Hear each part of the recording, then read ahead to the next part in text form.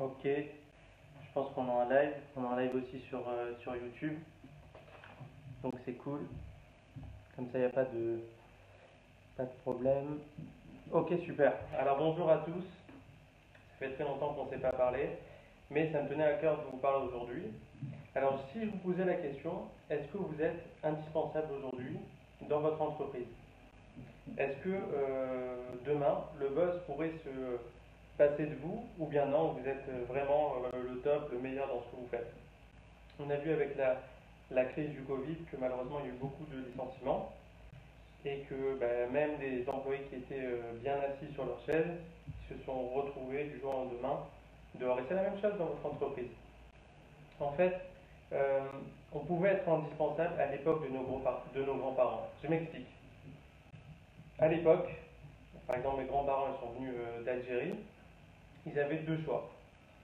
C'est soit ils bossaient à la mine, ou soit ils allaient trouver un boulot qui est sûr. C'était des gens qui étaient souvent illettrés, qui ne parlaient pas très bien français. Donc le seul moyen, si vous voulez, d'avoir donc un revenu fixe sans trop de problèmes, c'était de choisir l'usine. Pourquoi l'usine?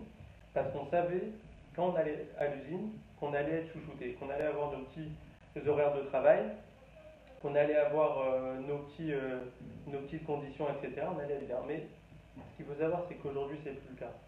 Il n'y a aucun employeur aujourd'hui qui peut vous assurer que vous allez rester dans l'entreprise 5 ans, que vous allez avoir les mêmes conditions. Voilà, encore une fois, quand il y a une crise, soit sanitaire ou économique, on vous met au chômage du jour au lendemain.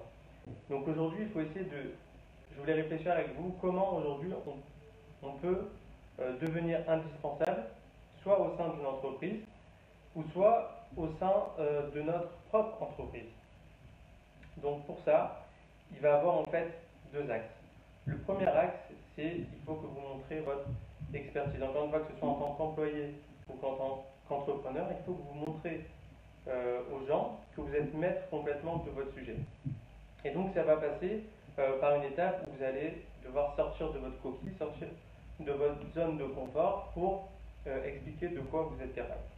Et c'est vrai qu'aujourd'hui, ça passe beaucoup à travers les réseaux sociaux, à travers les vidéos. On sait que ça y est, c'est officiel. En 2021, 80% des contenus seront de la vidéo. Alors, comment on fait aujourd'hui pour sortir de notre coquille et pour être indispensable dans le marché du travail? Alors, en fait, on va devoir passer par 4 étapes. Donc ici, je les ai schématisées. Excusez-moi, je ne suis pas très bon en dessin. Il y a le singe, il y a le corbeau, il y a le lion et il y a l'éléphant. Donc on va commencer par le singe. Concrètement, aujourd'hui, si on veut devenir expert dans un domaine, on va devoir passer par la curve line, ce qu'on appelle la courbe d'apprentissage. Donc soit ça va être suivre quelqu'un qui a déjà fait des erreurs, qui a déjà appris et qui arrive à des résultats, et en fait on va, entre guillemets, copier ses méthodes, ou soit on va devoir passer par, concrètement, rentrer dans le dur et passer par des échecs, des réussites, mais on va devoir expérimenter pour comprendre certaines choses. Un expert, il ne devient pas expert du jour au lendemain. Il faut qu'il ait affronté un petit peu le monde du travail. C'est comme une personne qui rentre sur le marché du travail, avant d'être excellente dans son domaine, elle va faire peut-être plusieurs travaux, elle va devoir passer des étapes au sein de l'entreprise. Donc comment ça se passe? Comment être un singe? Être un singe, ça veut dire qu'on va devoir absorber un maximum de connaissances. Plus vous avez de connaissances, plus vous allez comprendre des choses et plus vous allez montrer aux gens que vous êtes expert dans votre domaine. Et c'est pour ça que personnellement, moi je conseille de regarder beaucoup d'articles, de blogs dans votre domaine. Regardez des vidéos, pas seulement regarder des vidéos, prenez des notes et voilà. Par exemple, ce que j'essaye de faire, moi personnellement, bon, je suis vraiment passionné par ce que je fais, mais je regarde toute la journée des vidéos sur le marketing, sur le développement personnel, etc. Et ce qui me passionne vraiment, c'est de trouver en fait des pépites qu'on ne peut pas trouver facilement sur le web. Par exemple, cette semaine, j'ai acheté 2 livres, dont un de Gary Vaynerchuk. Pour celui qui connaît, c'est une des personnes qui est le plus visible sur Internet. Et en fait, dans ce livre, il nous donne des méthodes concrètement pour se faire connaître et casser la baraque littéralement à travers les réseaux sociaux. Alors c'est vrai que si vous regardez sur internet, il va y avoir des tonnes de vidéos comme ça. Mais quand vous suivez une personne qui a un capital de 350 millions d'euros et qui partage énormément de contenu et qui fait ça aussi avec le cœur, ben, je pense que ça peut vous apporter beaucoup. Donc il y aura la zone d'apprentissage, on est le singe. Ensuite, on va passer par la case corbeau. Qu'est-ce que ça veut dire? Si vous voulez avancer dans la vie, il n'y a pas de choix, il va falloir briser les règles. Et le problème, c'est qu'à l'école, à chaque fois qu'il y a un élève qui sort un petit peu du cadre, on lui dit non, je pense pas que tu devrais te comporter comme ça, je pense qu'il faudrait. On essaye de recentrer vers entre guillemets la normalité, et c'est dommage parce que ça casse en fait l'inspiration. Il y a beaucoup de jeunes qui sont créatifs, et il y a une étude aussi là-dessus, que les jeunes créatifs ils dessinent pendant les cours. Alors oui, c'est sûr que je ne recommande pas aux gens, aux élèves de dessiner toute la journée, mais il faut laisser la part aussi aux enfants d'être eux-mêmes et de montrer leur personnalité, etc. Donc quand je dis casser les règles, c'est qu'il va falloir sortir un petit peu des conventions.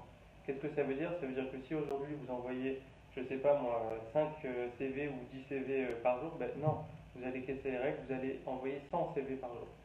Si aujourd'hui vous voulez à tout prix rentrer dans une entreprise, ben, il va falloir y aller. Il va falloir faire du porte-à-porte, y aller, essayer de convaincre le patron, etc. Si demain vous êtes entrepreneur, vous venez de démarrer votre entreprise, je ne sais pas moi, par exemple, j'ai un ami qui est nutritionniste et qui a démarré il n'y a pas très longtemps, ben, il va se déplacer, il va aller voir s'ils ont besoin de lui dans les pharmacies, dans les hôpitaux, il va aller voir des médecins pour leur proposer aussi des partenariats. C'est en cassant les règles qu'on arrive à des choses.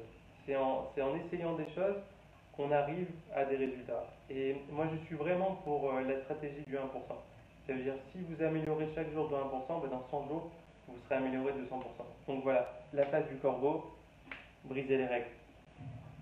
Ensuite, on va passer par la zone lion. Qu'est-ce que ça veut dire? Ça y est, vous avez brisé les règles, vous voyez que votre travail paye. Eh bien, aujourd'hui, il va falloir vous entourer d'une communauté. Qu'est-ce que ça veut dire? Vous savez qu'il y a des gens, par exemple comme le lion, il va jamais chasser seul. Il faut savoir que c'est la lionne qui va chasser et qui va lui apporter à manger. Bon, c'est pas très...